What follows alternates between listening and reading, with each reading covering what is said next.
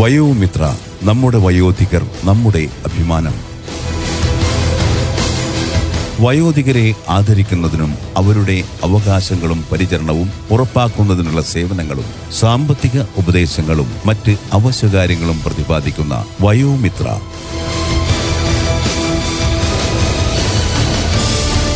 നിങ്ങൾക്കായി സമർപ്പിക്കുന്നത് hello community radio 90.8 സഹകരണത്തോടെ സാമ്പത്തിക നീതി ശാക്തീകരണ മന്ത്രാലയത്തിന്റെ കീഴിൽ കമ്മ്യൂണിറ്റി റേഡിയോ അസോസിയേഷൻ. വയോമിത്ര, നമ്മുടെ വയോധികർ നമ്മുടെ അഭിമാനം.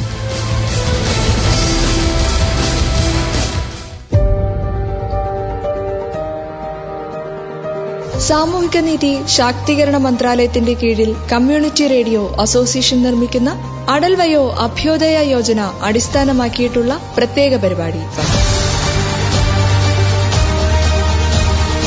വയോമിത്ര, നമ്മുടെ വയോധികർ നമ്മുടെ അഭിമാനം. നമുക്ക് അനുസ്മരണീയമായവ, നമ്മുടെ അഭിമാനമായവ.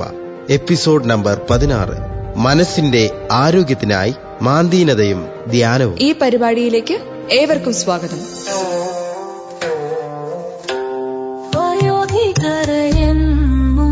ആദരിച്ചിടണം, വഴിയിൽ വീടാതെ താങ്ങിടണം. കാലം പതുക്കെ എനിക്കും നിനക്കും പ്രായത്തിനാധിക്യം സമ്മാനിക്കും.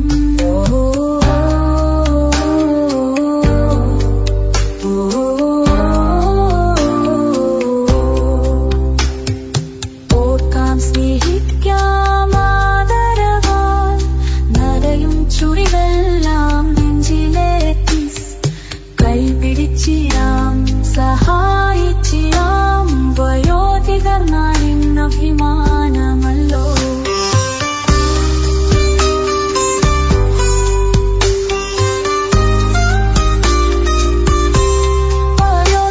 വയോധികരെന്നും ആദരിച്ചിടണം, വഴിയിൽ വീടാതെ താങ്ങിടണം.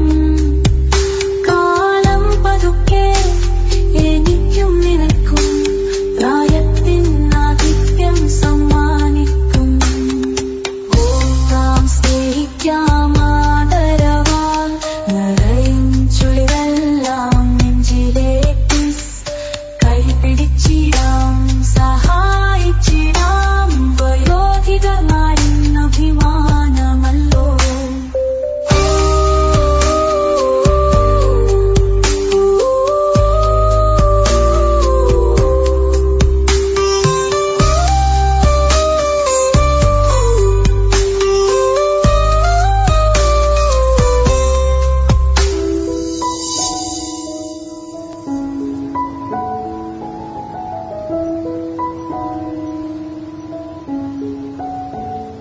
നമസ്കാരം.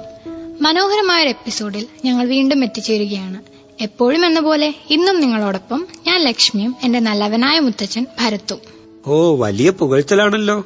നല്ലവനായ സീസർ എന്നൊക്കെ പറയുന്നത് പോലെ നല്ലവനായ മുത്തച്ഛൻ. എനിക്ക് നന്നായി രസിച്ചു. എന്തായാലും നല്ല വർത്തമാനങ്ങൾ പറയാൻ കിട്ടുന്ന നല്ല അവസരങ്ങൾ അത് പാഴാക്കാൻ പാടില്ല തന്നെ. നമ്മളുടെ വർത്തമാനങ്ങൾ മറ്റുള്ളവർക്ക് പ്രയോജനപ്പെടുമെങ്കിൽ അതേക്കാൾ വലിയ കാര്യം വേറെന്താ? സത്യം പറഞ്ഞാൽ അതൊരു ഇളങ്കാറ്റ് കൊള്ളുന്നത് പോലെ സുഖകരമായ ഒരു കാര്യമാണ്. അറിവും വിവരങ്ങളും മറ്റുള്ളവർക്ക് പകർന്നു കൊടുക്കുന്നതിനേക്കാൾ സന്തോഷമുള്ള കാര്യം വേറെ ഇല്ല തന്നെ. അല്ലേ നല്ലവളായ എന്റെ കൊച്ചുമകളെ? ഇന്ന് വലിയ തത്വശാസ്ത്രം കൊണ്ട് ഇറങ്ങിയിരിക്കുകയാണല്ലോ. സന്യാസിയാകാനോ മറ്റുള്ള പുറപ്പാടാണോ? എങ്കിൽ പറഞ്ഞിട്ട് വേണേ. അങ്ങനെ മറ്റുവാണെങ്കിൽ ഈ നല്ലവളായ കൊച്ചുമകൾ അങ്ങ് വിദേശത്തേക്ക് പറക്കുമേ. അയ്യയ്യോ, നമ്മളില്ലേ സന്യാസിയാകാനൊന്നും. ഉള്ള ചോറും തിന്ന് ഈ മണ്ണിൽ കിടന്നുറങ്ങിയാൽ മതിയേ. ഇങ്ങനെ നമുക്കറിയാവുന്ന കാര്യങ്ങൾ മറ്റുള്ളവർക്കൊക്കെ പറഞ്ഞുകൊടുത്തും ഒരു കവിതയിൽ പറയുന്നത് പോലെ സുഖദുഃഖം അഞ്ചാടിമണികൾ കൊരുത്തും ഈ ജീവിതമാല ഇങ്ങനെ. അത് തന്നെ സാഫല്യം. അതിന് ആരോടൊക്കെ നന്ദി പറയാനുണ്ട്. അങ്ങനെയാണെങ്കിലേ മുത്തച്ഛ, ആദ്യം നന്ദി പറയേണ്ടത് ഇത്തരം കാര്യങ്ങൾ നമുക്ക് പറഞ്ഞു തരുന്ന സാമൂഹിക നീതി ശാക്തീകരണ മന്ത്രാലയത്തോടാണ്. മുതിർന്ന പൗരന്മാരുടെ അവകാശങ്ങളെക്കുറിച്ചും അവരുടെ ആരോഗ്യത്തെക്കുറിച്ചും മന്ത്രാലയം എത്ര ജാഗ്രതാണ്. അതുമാത്രമല്ല ലക്ഷ്മി, മന്ത്രാലയത്തോടൊപ്പം കമ്മ്യൂണിറ്റി റേഡിയോ അസോസിയേഷനും ഇത്തരം കാര്യങ്ങൾ വയോജനങ്ങളിൽ എത്തിക്കുന്നു. അതെ, മന്ത്രാലയത്തിന്റെ വിവിധ പദ്ധതികളെ അവതരിപ്പിക്കാൻ നമുക്ക് കഴിയുന്നു. മുതിർന്ന പൗരന്മാർക്കുള്ള സംയോജിത പരിപാടി, മുതിർന്നവർക്കുള്ള ദേശീയ ഹെൽപ്പ് ലൈൻ കെയർ ഗീവർ പരിശീലനം, വയോശ്രീ പദ്ധതികൾ, തിമിര പ്രശ്നങ്ങൾക്ക് പരിഹാരങ്ങൾ, ശരിയായ പോഷകാഹാരം സംബന്ധിച്ച വിദഗ്ധ ഉപദേശങ്ങൾ തുടങ്ങി എത്രയെത്ര പരിപാടികൾ ഇതിനോടകം നമുക്ക് അവതരിപ്പിക്കാൻ കഴിഞ്ഞു. ഹോ, എന്റെ കൊച്ചുമകൾ എന്തൊക്കെ കാര്യങ്ങളാണ് പറയുന്നത്. കേട്ടിട്ട് രോമാഞ്ചമുണ്ടാകുന്നു. മുതിർന്നവരുടെ മാനസിക ക്ഷേമം, സ്വസ്ഥത, അവരെ മനസ്സിലാക്കേണ്ടതിന്റെ ആവശ്യകത, അങ്ങനെ എന്തൊക്കെ കാര്യങ്ങൾ. ലക്ഷ്മി, നീ ഒരു സംഭവമായി മാറിക്കൊണ്ടിരിക്കുകയാണ്. അതൊക്കെ പോട്ടെ, ലക്ഷ്മി, നിന്റെ സുഹൃത്തുക്കളുമായി കഴിഞ്ഞ ദിവസത്തെ യാത്ര എങ്ങനെയായിരുന്നു? അയ്യോ മുത്തച്ഛ, അതൊരു അത്ഭുതമായിരുന്നു. പഴയ സുഹൃത്തുക്കളെ കാണുന്നത് ഒരു സന്തോഷമാണ്. സിനിമയും ഡിന്നറും മതിവരാത്ത സംഭാഷണങ്ങളും അത് ഓർമ്മകളുടെ ഭണ്ഡാരമാണ് തുറന്നു തന്നത്. ജീവിതം എത്ര ബിസി ആയാലും എല്ലാവരും തങ്ങളുടെ സുഹൃത്തുക്കളെ കാണാൻ സമയം കണ്ടെത്തണം. നമുക്കെല്ലാം തിരക്കായ ഷെഡ്യൂളുകളായിരിക്കും ഉണ്ടാവുക. പക്ഷേ നമ്മൾ സുഹൃത്തുക്കളെ എപ്പോഴൊക്കെ കണ്ടുമുട്ടുന്നുവോ അപ്പോഴൊക്കെ ജീവിതത്തിന്റെ കഴിഞ്ഞ കാലങ്ങളിലേക്ക് പോവുകയും ജീവിതത്തിന്റെ ഉപ്പും മധുരവും അനുഭവിക്കുകയും ചെയ്യും. അത് കൊള്ളാം, കൃത്യമായ അഭിപ്രായം. പക്ഷേ ലക്ഷ്മി, ഈ കാലത്ത് ആളുകൾക്ക് ഒരുമിച്ചിരിക്കാൻ തന്നെ സമയമില്ല. പിന്നെയാണോ സൗഹൃദ കൂട്ടായ്മകൾ? പിന്നെ നിനക്കറിയാമോ, ഞങ്ങളുടെ കാലത്ത് ഞങ്ങൾ സുഹൃത്തുക്കളോടും കുടുംബത്തോടും ഓരോ നിമിഷവും ആത്മാർത്ഥമായി ജീവിച്ചിരുന്നവരായിരുന്നു. ഇപ്പോൾ അങ്ങനെയാണോ? ഒരാൾക്ക് മറ്റുള്ളവർക്ക് വേണ്ടി ജീവിക്കാൻ സമയമില്ല. സത്യം മുത്തച്ഛ, നിങ്ങളെല്ലാവരും ആ സമയത്ത് എങ്ങനെയായിരുന്നു സമയം ചെലവഴിച്ചിരുന്നത്? അങ്ങനെ ചോദിച്ചാൽ അത് എവിടെ നിന്ന് തുടങ്ങണമെന്നറിയില്ല. ഓരോ സന്ധ്യയും ഞങ്ങൾ വീട്ടിലേക്ക് യാത്ര ചെയ്യുമ്പോൾ ബസ്സുകളിൽ അല്ലെങ്കിൽ ലോക്കൽ ട്രെയിനുകളിൽ ഞങ്ങൾ ഭജനകൾ പാടി, ലോകസംഗീതങ്ങൾ ചൊല്ലി, അന്താക്ഷരി കളിച്ചു, വാർത്തകൾ ചർച്ച ചെയ്തു, കഥകൾ പങ്കുവച്ചു. പക്ഷെ ചിലപ്പോഴൊക്കെ ഒറ്റപ്പെട്ട ഇടവേളകളിൽ പരസ്പരം അനുഭവങ്ങൾ പങ്കുവയ്ക്കുകയും ചെയ്തു. പൊതുഗതാഗതം ഒരു ഹരിതയാത്ര പോലെയാണ് തോന്നിയിരുന്നത്. പ്രിയപ്പെട്ടവരുമായി സമയം പങ്കുവച്ചപ്പോൾ അതാത് ദിവസത്തെ തളർച്ചയും ക്ഷീണവും അവശേഷിച്ചില്ല. ആണോ മുത്തച്ഛ? അത്രയും ആസ്വദിച്ചോ? പിന്നെ എന്തായിരുന്നു ആ കാലം? അതൊക്കെ മാറി. ബസ്സുകളിൽ നിന്നും ആളുകൾ സ്കൂട്ടറുകളിലേക്ക്, പിന്നെ കാറുകളിലേക്കും മാറി. യാത്ര സുഖകരമായിരുന്നുവെങ്കിലും മനുഷ്യബന്ധങ്ങളുടെ സ്നേഹം കുറഞ്ഞു. ഇപ്പോൾ വർഷങ്ങൾ കടന്നു പോകുമ്പോൾ നമുക്ക് ഒരുമിച്ച് സംസാരിക്കാൻ പോലും സമയം കിട്ടുന്നില്ല. അത് സത്യം.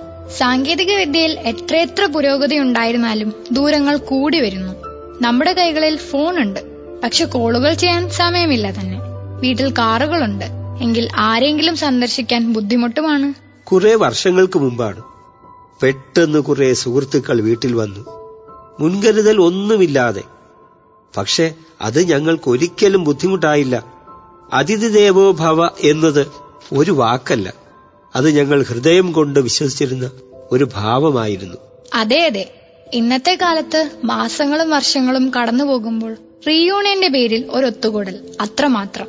ലക്ഷ്മി, നിനക്കറിയാമോ, പ്രായം കൂടുമ്പോൾ ഒരു പാർക്കിൽ രാവിലെ മുതിർന്നവർ തമ്മിൽ കണ്ട് സംസാരിക്കുമ്പോൾ അത് ദിവസത്തിന്റെ തന്നെ ഏറ്റവും സന്തോഷകരമായ കാര്യമായി മാറും. അങ്ങനെയും കഴിയാതിരുന്നാൽ ഏകാന്തത വീർപ്പ് മുട്ടിക്കും. ജീവിത സഖികൾ കൂടി ഇല്ലാതായി പോയാൽ അത് ചിന്തിക്കാൻ കൂടി കഴിയാത്ത അവസ്ഥയാവും.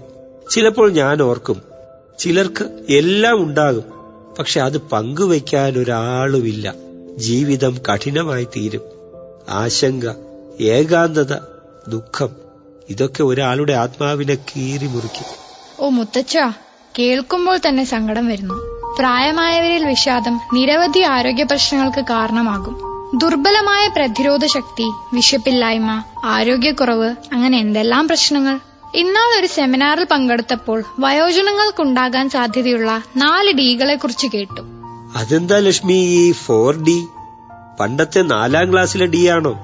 നല്ല കോമഡി. മുത്തച്ഛ, ഡിപ്രഷൻ, ഡെലീരിയം, ഡിമെൻഷ്യ, ഡെല്യൂഷൻ എന്നിവയാണ് ഈ 4 ഡികൾ. അതിൽ ഡിപ്രഷൻ വലിയ ബുദ്ധിമുട്ടുണ്ടാക്കും. എന്നാൽ അതിന് ഒരു പരിഹാരമുണ്ട്. അത് നമ്മുടെ സംസ്കാരത്തിൽ ഗഹനമായി അടങ്ങിയിരിക്കുന്നു. ഓ, നീ പറയുന്നത് യോഗയും ശ്വാസവായു വ്യായാമങ്ങളുമാണോ? അതെ മുത്തച്ഛ, ധ്യാനവും യോഗയും പ്രാണായാമവും ശീലിക്കുന്നത് നല്ലത് തന്നെയാണ്. ഒപ്പം മനഃശാസ്ത്ര സേവനങ്ങളും ലഭ്യമാക്കണം. നമ്മുടെ സ്വന്തം പാരമ്പര്യങ്ങളിൽ അങ്ങനെ പലതുമുണ്ട്. എന്നാൽ നമുക്കത് നമ്മുടെ ദൈനംദിന ജീവിതത്തിൽ പ്രയോഗിക്കാൻ പലപ്പോഴും കഴിയാറില്ല. അതുകൊണ്ട് തന്നെ ഡിപ്രഷനും ഡെലീരിയയുമൊക്കെ തുടങ്ങുമ്പോൾ തന്നെ നീ പറയുന്നത് പോലെ സൈക്കോളജിസ്റ്റിന്റെ സേവനം ഉറപ്പുവരുത്തണം. അത് ശരിയാ മുത്തച്ഛ. പ്രായമായവരിൽ ഡിപ്രഷൻ അവരുടെ പ്രതിരോധ ശക്തിയെ കുറയ്ക്കുകയും ആരോഗ്യത്തെ ദുർബലമാക്കുകയും ചെയ്യുന്നു. എന്നാൽ ഒരു സന്തോഷ വാർത്തയുണ്ട്. സന്തോഷ വാർത്തയോ? അതെന്താ? അത് ഞാൻ പറയാം. ഇത്തരത്തിലുള്ള സാഹചര്യങ്ങളിൽ സാമൂഹിക നീതി ശാക്തീകരണ മന്ത്രാലയം നിരവധി പിന്തുണകൾ നൽകുന്നു. നിരവധി പദ്ധതികൾ നമ്മുടെ പ്രായമായ പൗരന്മാർക്ക് വേണ്ടി പ്രവർത്തിക്കുന്നുണ്ട്. പലപ്പോഴും കുട്ടികൾ മറ്റൊരു നഗരത്തിലേക്ക് പോയാലോ ജീവിതസഖി ഒഴിഞ്ഞു പോയാലോ ഏകാന്തമായി പോകുന്നവർക്ക് വേണ്ടി മന്ത്രാലയം കൗൺസിലിംഗ് സേവനങ്ങളും വാഗ്ദാനം ചെയ്യുന്നുണ്ട്. കൗൺസിലിംഗ്? അതെങ്ങനെ ഏകാന്തത അല്ലെങ്കിൽ ഡിപ്രഷൻ കൈകാര്യം ചെയ്യുന്നതിന് സഹായകമാകും? ഈ കൗൺസിലിംഗ് സെഷനുകൾ വിദഗ്ധരായ മനഃശാസ്ത്രജ്ഞന്മാരോ മാനസികാരോഗ്യ പ്രൊഫഷണലുകളോ ആണ് കൂടുതലായും നടത്തുന്നത്. ആർക്കും ചെയ്യാവുന്ന ഒന്നല്ല കൗൺസിലിംഗ് എന്നുകൂടി മനസ്സിലാക്കണം. ശാസ്ത്രീയമായൊരു പദ്ധതിയാണത്. അതേക്കുറിച്ച് അറിയാൻ ഞാനൊരു മനഃശാസ്ത്രജ്ഞനെ കണ്ടിരുന്നു. അദ്ദേഹം പറഞ്ഞത് നമുക്കൊന്ന് കേട്ടാലോ? വയോജനങ്ങളെ സംബന്ധിച്ചിടത്തോളം അവർ നേരിടുന്ന ഏറ്റവും പ്രധാനപ്പെട്ടതെന്ന് പറയുമ്പോൾ ഗൗരവമേറിയ പ്രശ്നങ്ങൾ ഐസൊലേഷനും ലോൺനെസ്സുമാണ്. ദാറ്റ് മീൻസ് ഒരു ഐസൊലേഷൻ എന്ന് പറയാൻ അറിയാലോ, ഒറ്റപ്പെടൽ. അതുപോലെ തന്നെ അവരെല്ലാറ്റിൽ നിന്നും ഒറ്റപ്പെട്ടിരിക്കുന്നു ആ സമയമാകുമ്പോൾ. അതാണ് പൊതുവെ കണ്ടുവരുന്നത്. അതുപോലെ ലോൺനെസ്, ഏകാന്തത. സാധാരണഗതിയിൽ ഇതിന്റെ റീസൺസ് പലതാണ്. കോമൺ ആയിട്ട് പൊതുവായിട്ട് കണ്ടുവരുന്ന ഒരു കാര്യം മക്കളാൽ ഉപേക്ഷിക്കപ്പെടുക അല്ലെങ്കിൽ കുടുംബത്താൽ ഉപേക്ഷിക്കപ്പെടുക എന്നുള്ളതാണ് പൊതുവെ കണ്ടുവരുന്ന കാര്യം. റിജക്ഷൻ, ശരിക്കും പറഞ്ഞാൽ സൗകര്യപൂർവ്വം മറന്നു കളയുക എന്ന് പറയുന്നത് ഒരു തലമുറയുടെ തന്നെ മേൽവിലാസമായിക്കൊണ്ടിരിക്കുന്ന കാലത്ത് ഈ ഒറ്റപ്പെടലും ഏകാന്തതയും സാധാരണയായി സംഭവിക്കുന്ന ഒരു കാര്യമാണ് വയോജനങ്ങളെ സംബന്ധിച്ചിടത്തോളം. അതുപോലെ തന്നെ ആ സമയം അവരെ സംബന്ധിച്ച് നഷ്ടബോധങ്ങളുടെ കാലമാണ്. അവരുടെ ജീവിതത്തിൽ പ്രിയപ്പെട്ടവർ നഷ്ടപ്പെടുക. പ്രായം കുറയാകുമ്പോഴത്തേക്കും അറിയാമല്ലോ, നഷ്ടങ്ങളുടെ കണക്കും കൂടിക്കൂടി വരും. ഒരുപാട് നഷ്ടങ്ങളുണ്ടാവാം. മക്കളുടെ രൂപത്തിൽ മക്കൾ നഷ്ടപ്പെട്ടവരുണ്ടാവാം, വസ്തുവകകൾ നഷ്ടപ്പെട്ടവരുണ്ടാവാം, ഒരുപാട് തരം നഷ്ടങ്ങളുണ്ടാവാം. അതിന്റെ നഷ്ടബോധവും പേറിയായിരിക്കും ശിഷ്ടകാലം അവർ ജീവിക്കുക. അതൊരു വലിയ പ്രശ്നമാണ്. അതുപോലെ ജീവിതത്തിൽ അവർക്ക് പിന്നെ പ്രത്യേകിച്ചൊരു ലക്ഷ്യമില്ല എന്ന് തോന്നൽ. ലക്ഷ്യമില്ലാത്തത് കൊണ്ടല്ല, ലക്ഷ്യമില്ല എന്ന് ആ ശൂന്യതാബോധത്തിൽ നിന്നുണ്ടാകുന്ന ഒരു തോന്നൽ. അതും അർത്ഥരഹിതമാണ് ജീവിതം എന്ന ഒരു ചിന്താഗതിയിലേക്ക് അവരെ എത്തിക്കും. അങ്ങനെ ആകെ ഇരുണ്ട ഒരു കാലമാണ് തങ്ങൾ കടന്നു പോകുന്നത് എന്ന് പൊതുവെ ഈ പ്രായം ചെന്നവർ കരുതാറുണ്ട്. യഥാർത്ഥത്തിൽ അങ്ങനെ അല്ല എന്നുള്ളത് നമുക്കറിയാം. പക്ഷേ അവർക്കത് മനസ്സിലാവണമെന്നില്ല, അവർക്കറിയണമെന്നില്ല. ഏത് വേദനയും ഏത് വേർപാടും ഏത് നഷ്ടവും അതനുഭവിക്കുന്നവരെക്കാൾ നന്നായിട്ട് മറ്റാർക്കും മനസ്സിലാവില്ല.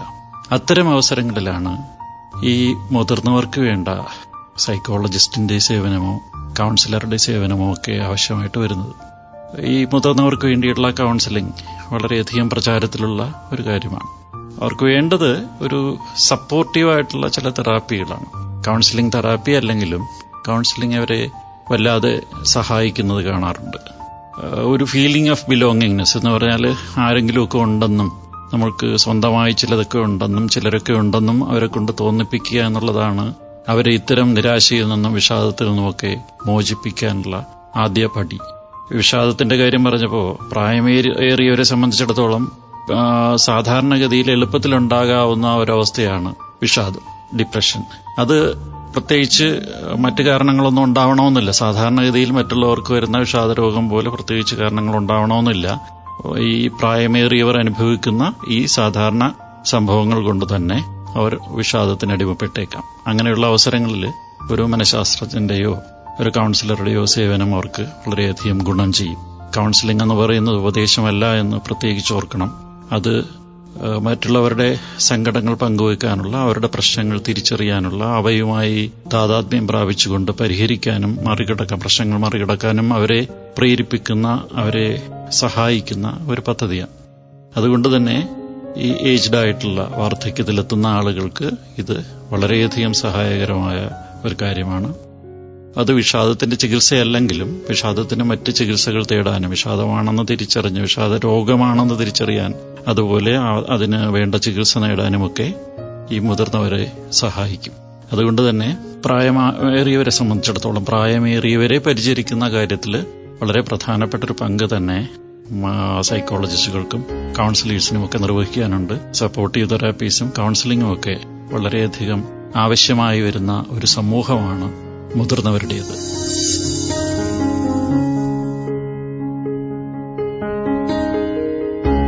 മനഃശാസ്ത്രജ്ഞർ എങ്ങനെയാണ് ആളുകളെ മാനസികവും വികാരാത്മകവുമായ ദുഃഖങ്ങളെ അതിജീവിക്കാൻ സഹായിക്കുന്നുവെന്ന് ഇപ്പോഴാണ് മനസ്സിലായത്. ശരിയാണ്. നമുക്ക് നമ്മളെ തന്നെ നഷ്ടപ്പെട്ടു പോകുന്ന അവസരങ്ങളിൽ ചില പ്രത്യേക ആളുകൾ നമ്മളുടെ ജീവിതത്തിലേക്ക് എത്തിച്ചേരും. അവരുടെ വാക്കുകൾ നമ്മളെ വീണ്ടെടുക്കും. സത്യം. പഠിച്ചുകൊണ്ടിരുന്ന സമയത്ത് എനിക്ക് ഇതുപോലെ ടെൻഷൻ കയറി കൈവിട്ടു പോയപ്പോൾ ഒരു സൈക്കോളജിസ്റ്റിനെ കണ്ടു. ആ കൗൺസിലിംഗ് കിട്ടാതിരുന്നെങ്കിൽ ഞാൻ പെട്ടുപോയേനെ. അതുകൊണ്ട് എന്റെ അഭിപ്രായം മാസത്തിൽ ഒരു തവണയെങ്കിലും മുതിർന്നവർക്ക് സൈക്കോളജിക്കൽ സേവനം കിട്ടണമെന്നാണ്.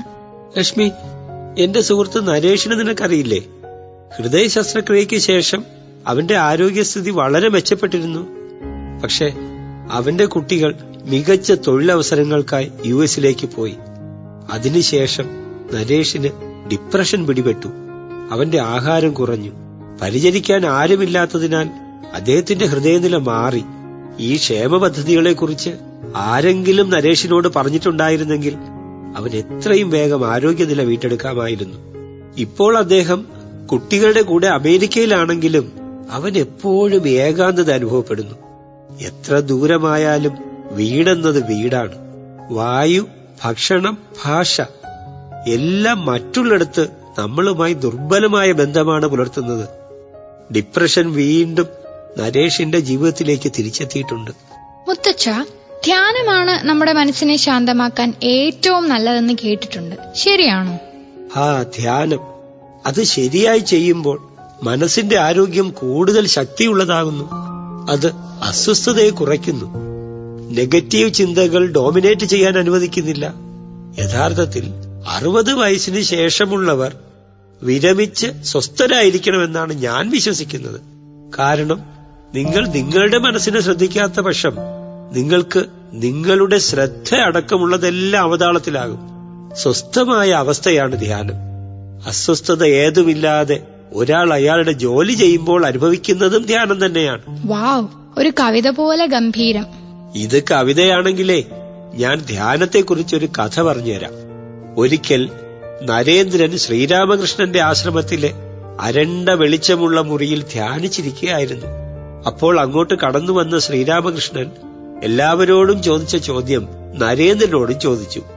എന്താകാനാണ് ആഗ്രഹം? ഇപ്പോൾ ചെയ്തുകൊണ്ടിരിക്കുന്നത് പോലെ വെളിച്ചം കുറഞ്ഞ മുറിയിലിരുന്ന് ജപമാല എണ്ണി ധ്യാനിച്ചു കൊണ്ടിരിക്കണമെന്നായിരുന്നു നരേന്ദ്രന്റെ മറുപടി. ഗുരു ദേഷ്യം വന്ന് നരേന്ദ്രനോട് ഇറങ്ങിപ്പോകാൻ പറഞ്ഞു. അതിനു മാത്രം താൻ എന്ത് തെറ്റാണ് ചെയ്തത് എന്ന് വിനയാന്വിതനായി നരേന്ദ്രൻ ചോദിച്ചു. ഗുരു പറഞ്ഞു, നരേന്ദ്ര, നിന്നെക്കുറിച്ച് എനിക്ക് ഒരു സ്വപ്നമുണ്ടായിരുന്നു. തിഷണാശാലിയായ നീ ആശ്രമത്തിന് പുറത്ത് ആയിരങ്ങൾക്ക് താങ്ങും തണലുമാകുന്ന ഒരു വൻമരമാകും എന്നായിരുന്നു ഞാൻ കരുതിയത്. പക്ഷേ കഷ്ടം, നീ പറയുന്നു ആശ്രമത്തിനകത്ത് ജപമാല എണ്ണി ധ്യാനിക്കണമെന്ന്. ലജ്ജ തോന്നുന്നു നരേന്ദ്ര. ഗുരുവിന്റെ ഈ വാക്കുകളാണ് നരേന്ദ്രനെ വിവേകാനന്ദനാകാൻ പ്രേരിപ്പിച്ചത്. സൂപ്പർ കഥ മുത്തച്ഛ. വേറെ ഉണ്ടോ ഇതുപോലെ? പിന്നില്ലേ, നിങ്ങളുടെ തലമുറയ്ക്ക് എന്താ കഥയുമില്ല കാര്യവുമില്ല. ഞങ്ങളുടെ തലമുറ ഇങ്ങനെ കർമ്മത്തെ ധ്യാനമാക്കിയവരാണ്. സമ്മതിച്ചു മുത്തച്ഛ. എന്തായാലും അതേക്കുറിച്ച് കൂടുതൽ കേട്ടാൽ കൊള്ളാമെന്നുണ്ട്. പക്ഷെ ആരോട് ചോദിക്കും? ലക്ഷ്മി, ഇതാ പറയുന്നേ, മുറ്റത്തെ മുല്ലയ്ക്ക് മണമില്ലെന്ന്. നിന്റെ കൂട്ടുകാരി ശ്രുതിയുടെ ചെറിയച്ഛൻ യോഗയിൽ ഡിപ്ലോമ എടുത്ത ആളാണ്. അയ്യോ, അത് മറന്നു. എന്നും കാണുന്നവരാ. അവരോട് തന്നെ ചോദിക്കാം.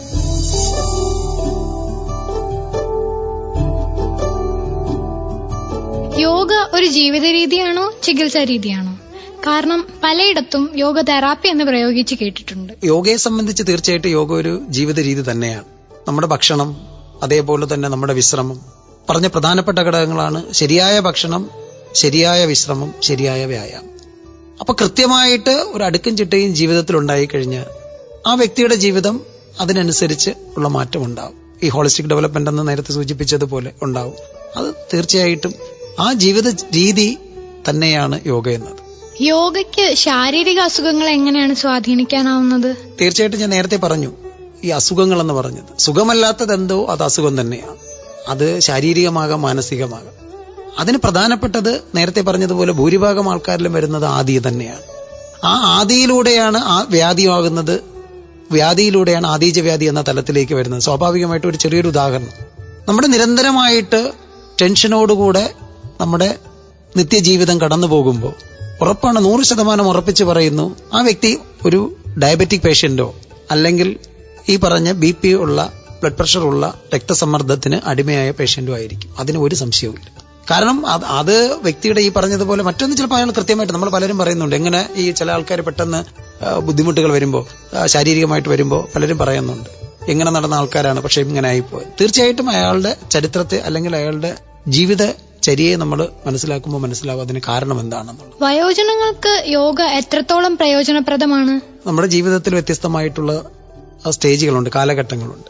ആ കാലഘട്ടത്തിൽ ആദ്യത്തെ കാലഘട്ടത്തിൽ പഠനം, രണ്ടാമത്തെ കാലഘട്ടത്തിലേക്ക് എത്തുമ്പോൾ നമ്മുടെ ഗാർഹസ്ഥ്യ ജീവിതം, അതേപോലെ തന്നെ ജോലി, അത്തരത്തിലേക്ക് കടന്നുകൂടും.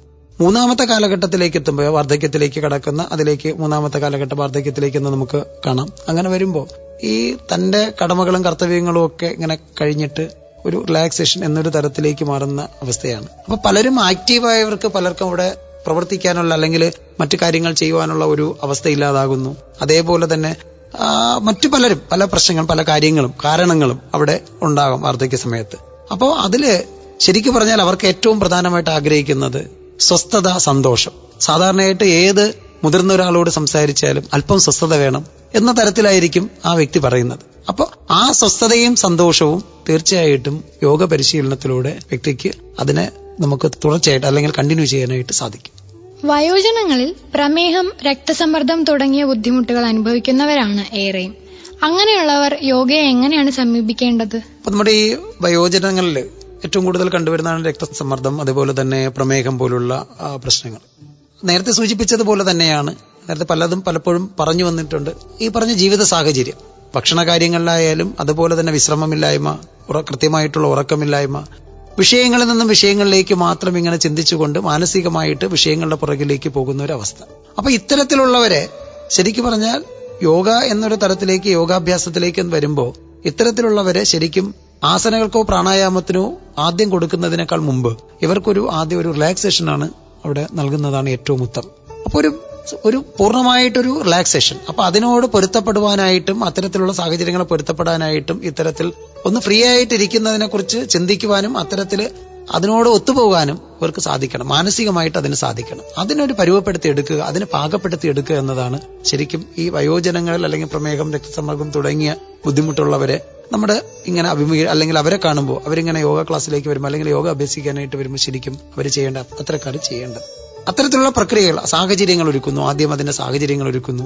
അത്തരത്തിലുള്ള വെറുതെ കുറച്ചു സമയം ഇരുന്ന് സംസാരിക്കുന്നത് പോലും റിലാക്സേഷന്റെ ഭാഗമാണ്. അപ്പൊ അത്തരത്തിലുള്ള സാഹചര്യങ്ങളിൽ നിന്നുകൊണ്ട് സാഹചര്യത്തിലൂടെ ഈ പറഞ്ഞ ആസനകളിലേക്കും പ്രാണായാമത്തിലേക്കും കടന്ന് അതിലൂടെ പിന്നെ ശവാസന അതുപോലെ തന്നെയാണ്. അതിലും അവർക്ക് വ്യത്യസ്തമായിട്ടുള്ള രീതിയുണ്ട്. അപ്പൊ ഈ റിലാക്സേഷൻ പോസ്റ്റേഴ്സ് ധാരാളമുണ്ട്. അപ്പൊ ആ റിലാക്സേഷൻ പോസ്റ്റേഴ്സും അവിടെ ശീലമാക്കിക്കൊണ്ട് നമുക്ക് ഇത്തരത്തിലുള്ളവരെ തീർച്ചയായിട്ടും നമുക്ക് തിരികെ കൊണ്ടുവരാനായിട്ട് സാധിക്കും.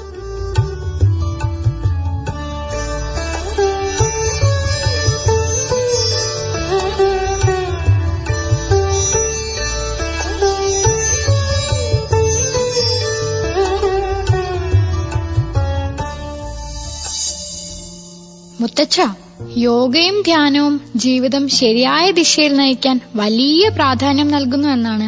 മനസ്സും മസ്തിഷ്കവും ശാന്തമായി പ്രവർത്തിക്കുമ്പോൾ ജീവിതം സുഗമമായി മുന്നേറുന്നു. നല്ലപോലെ പരിപാലിച്ച കാറിന്റെ സ്പീഡും മൈലേജും പോലെയാണത്രേ അത്. ആഹാ, നീ എഞ്ചിനീയറെ പോലെയാണ് സംസാരിക്കുന്നത്. ജീവിതത്തിന്റെ എഞ്ചിനീയർ. വാസ്തവത്തിൽ അത് എനിക്കുള്ള അംഗീകാരമല്ല. നമ്മുടെ എല്ലാ ശ്രോതാക്കളും ഇപ്പോൾ ഈ അറിവ് അവരുടെ സ്നേഹിതരോടും പങ്കുവയ്ക്കട്ടെ. അങ്ങനെ അവരുടെ ഏകാന്തതയിൽ യോഗയും ധ്യാനവും മികച്ച സഹചാരികളായിരിക്കട്ടെ. ഞാനെങ്കിൽ ഉടനെ എന്റെ സുഹൃത്തുക്കളുമായി ഒരു കൂടിച്ചേരൽ വിളിച്ച് ഈ വിലപ്പെട്ട വിവരങ്ങളെല്ലാം പങ്കുവയ്ക്കാമെന്ന് വിചാരിക്കുന്നു. ഇത് വളരെ വലിയതും പലപ്പോഴും അവഗണിക്കപ്പെട്ടതുമായ പ്രശ്നമാണ്. എന്നാൽ ഇപ്പോൾ എത്ര എളുപ്പത്തിൽ ഇത് പരിഹരിക്കാമെന്ന് നമുക്ക് നന്നായി അറിയാം. ഇപ്പോൾ നമുക്ക് ഏകാന്തത കൗശലമായി മറികടന്ന പ്രിയപ്പെട്ടവരുടെ വാക്കുകൾ കേൾക്കാം.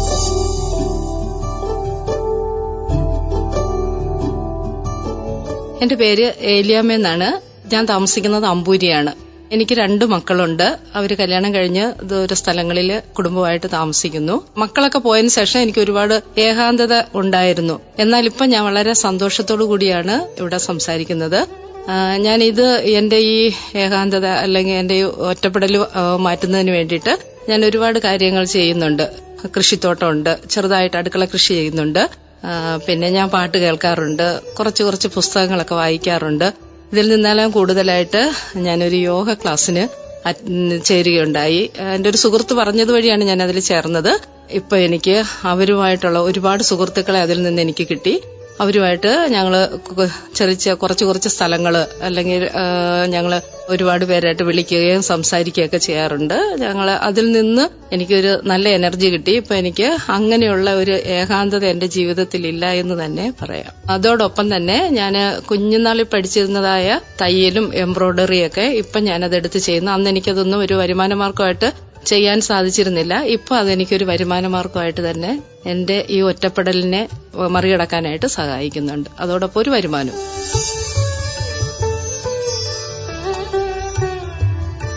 എന്റെ പേര് പ്രസന്നകുമാരി. എന്റെ അനുഭവം എന്ന് പറഞ്ഞ എന്റെ കല്യാണം കഴിഞ്ഞ് വന്നതിന് ശേഷം എനിക്ക് ഭയങ്കര വിഷമവും ഇതൊക്കെ ആയി. പിന്നെ എന്റെ മക്കള് ജനിച്ചതിന് ശേഷം എനിക്ക് വലിയ കഷ്ടതയിലാണ് ഞാൻ ജീവിച്ചുകൊണ്ടിരുന്നത്. ആ അനുഭവം എല്ലാം മാറിയതിന് ശേഷം ഞാൻ ഇതുപോലെ ഒരു തൊഴിലിന് പൊയ്ക്കൊണ്ടിരുന്നു. തൊഴില് കണ്ടെത്തി എന്റെ മക്കളെയൊക്കെ നല്ല രീതിയിൽ പഠിപ്പിച്ച് നല്ല രീതിയിലാക്കി. ജോലി ചെയ്തതിന് ഞാൻ കഷ്ടപ്പെട്ട് ജോലി ചെയ്ത് 2 മക്കളെയും പഠിപ്പിച്ചു, 2 മക്കളെ അയച്ചു. എനിക്കിനി ഭാരമൊന്നുമില്ല.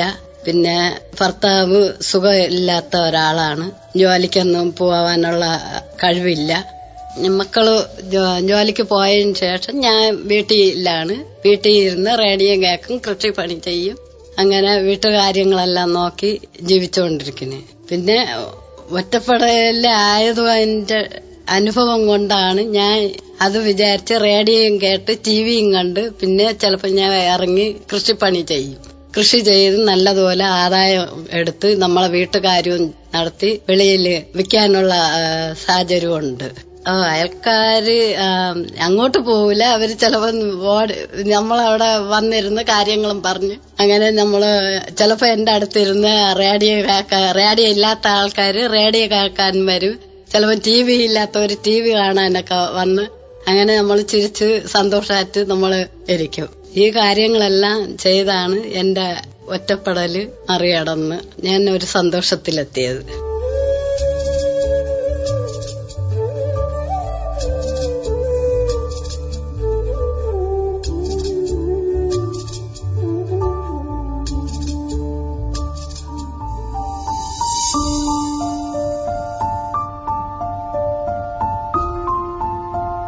മുത്തച്ഛ, നമ്മളിപ്പോ പ്രായമായവർ സംസാരിച്ചത് കേട്ടല്ലോ.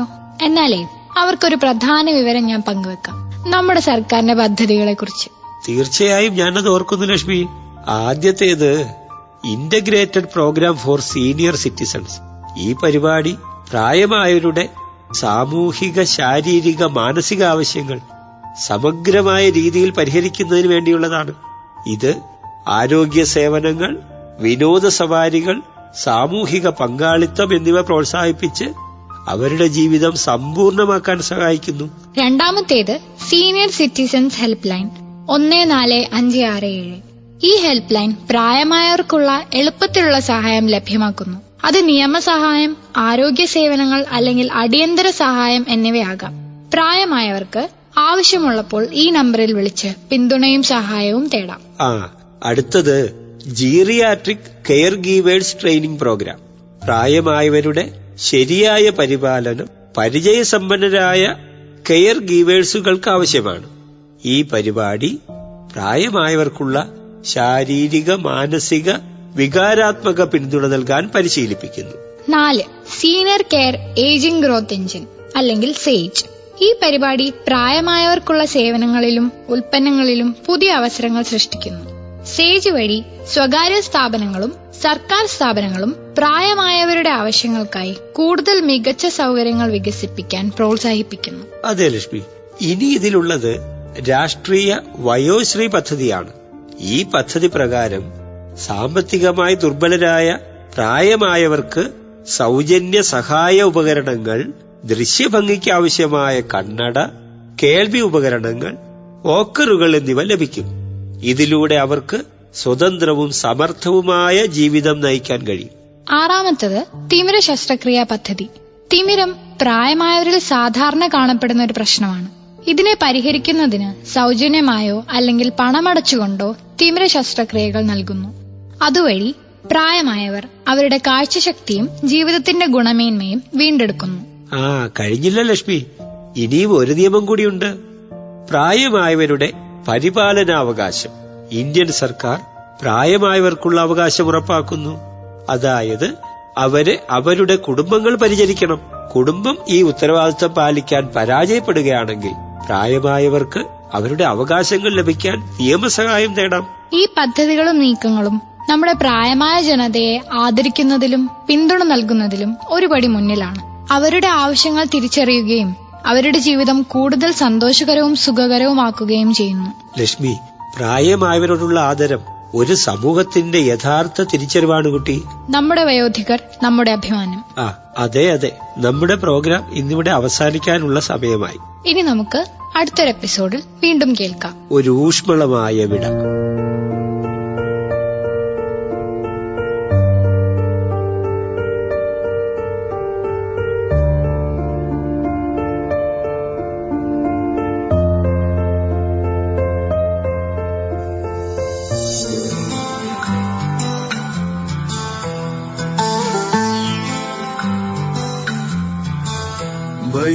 വയോധികരെന്നും ആദരിച്ചിടണം, വഴിയിൽ വീഴാതെ കാണിടണം. കാലം പതുക്കെ എനിക്കും നിനക്കും പ്രായത്തിനാധിക്യം സമ്മാനിക്കും.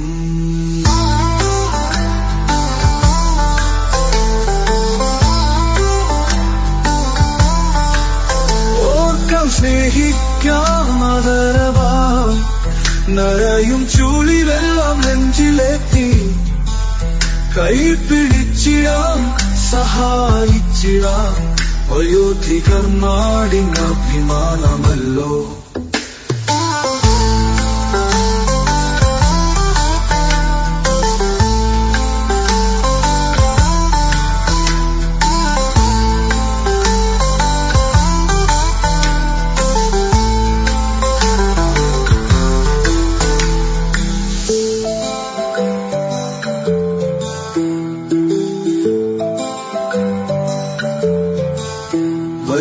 വയോധികരെന്നും ആദരിച്ചിടണം, വഴിയിൽ വീഴാതെ കാങ്ങിടണം.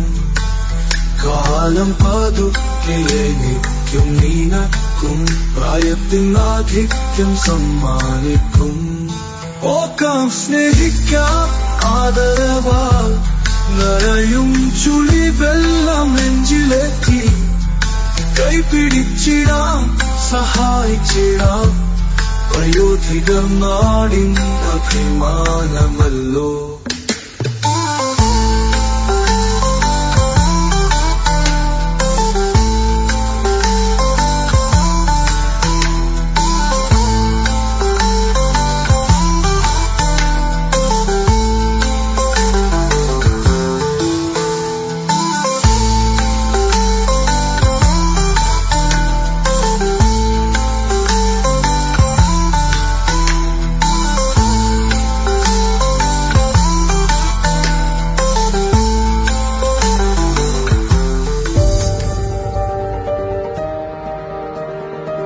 വയോമിത്ര, നമ്മുടെ വയോധികർ നമ്മുടെ അഭിമാനം. അവതരിപ്പിച്ചത് ലോപമുദ്ര ML, ശ്രീലാൽ VS. സാങ്കേതിക സഹായം നന്ദകുമാർ, വിഷ്ണു മോഹൻ M, അബി സ്റ്റീഫൻ.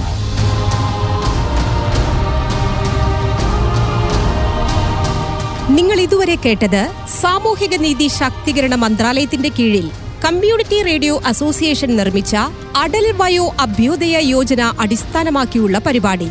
നിങ്ങൾക്കായി സമർപ്പിച്ചത് ഹെലോ റേഡിയോ 90.8 സാമൂഹിക റേഡിയോ. വയോമിത്ര, നമ്മുടെ വയോധികർ നമ്മുടെ അഭിമാനം. വയോധികരെ ആദരിക്കുന്നതിനും അവരുടെ അവകാശങ്ങളും പരിചരണവും ഉറപ്പാക്കുന്നതിനുമുള്ള സേവനങ്ങളും സാമ്പത്തിക ഉപദേശങ്ങളും മറ്റ് അവശ്യ കാര്യങ്ങളും പ്രതിപാദിക്കുന്ന പരിപാടിയാണ് വയോമിത്ര.